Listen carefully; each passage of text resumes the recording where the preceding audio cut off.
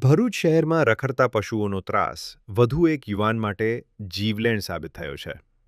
શહેરના જે.કે. જ્વેલર્સ નજીક રસ્તા પર બેઠેલા ગધેડા સાથે અકસ્માત સર્જાતા 27 વર્ષીય ચિરાગ બાબુભાઈ પરમારનું કરુણ મોત થયું છે.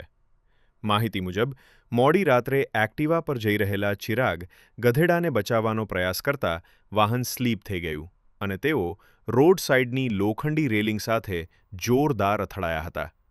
ગંભીર માથાની ઈજાઓને કારણે તેમને હોસ્પિટલ ખસેડવામાં આવ્યા હતા, જ્યાં ફરજ પરના તબીબોએ તેમને મૃત જાહેર કર્યા હતા. આ ઘટનાએ ભરૂચમાં રખડતા પશુઓના વધતા ત્રાસનો મુદ્દો ફરી ચર્ચામાં લાવ્યો છે. સ્થાનિકો અસરકારક કાર્યવાહી અને રસ્તાઓ પરથી રખડતા પશુઓને દૂર કરવાની માંગ કરી રહ્યા છે. ગત રોજ રાત્રે 1:30 થી 2 ના ગાળાની આસપાસ જે.કે. જ્વેલર્સ અને માલધારી ચા વાળા છે તે સ્ટેશન રોડ પર આવેલા છે. તે રોડ પર ગધેડાઓનો એટલો બધો આતંક છે કે જેની કોઈ વાત નહીં. અગાઉ પણ અમે વારંવાર રજૂઆત કરેલી કે ભાઈ જે છૂટા જાનવરો હોય એને તમે પકડો, પોતાની ગાડી વસાવો, પોતાની ટીમ બનાવો. પણ એમને ટીમ બનાવી પણ કૂતરાઓનું ખસીકરણ માટે ટીમ બનાવી કે નહીં કોઈ આ ભૂંડ કે જાનવરો માટે ટીમ બનાવી. જે રસ્તામાં જે ફરતા જાનવરો છે એના માટે ખાસ ટીમ બનાવવી જોઈએ.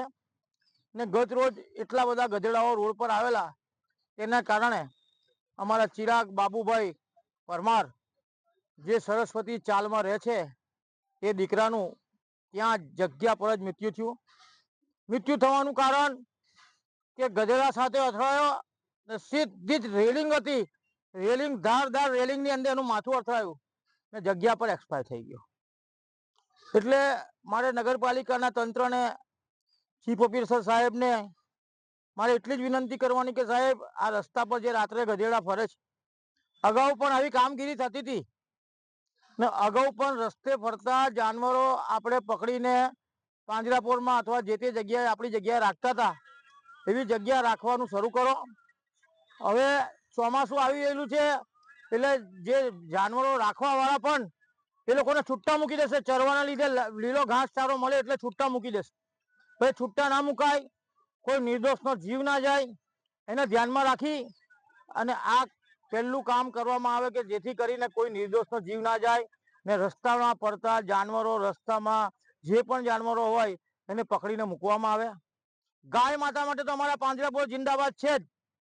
ગાય માતાને તમે લાવશો, તમે પાંજરાપોળ 24 કલાક ખુલ્લી છે, પાંજરાપોળમાં અમે રાખીશું. પણ ગાય માતા હવે રસ્તા પર ફરતા નથી. લોકો ગાય માતા માટે એટલી અવેરનેસ આવી ગઈ છે કે ગાય માતા બહુ રસ્તા પર ફરતા નથી. તો આ ગધેડા અને આ ભૂંડ ને જે કૂતરા છે એ રસ્તા પર ફરે છે એની અવેરનેસ લાવી ને આનું સત્વરે નિરાકરણ લાવવામાં આવે. અને જે દીકરાનું અકાળે મૃત્યુ થયું છે ને જે જાનવરને લીધે અથડાવાથી મૃત્યુ થયું છે એને યોગ્ય વળતર આપવામાં આવે એવી મારી નમ્ર વિનંતી.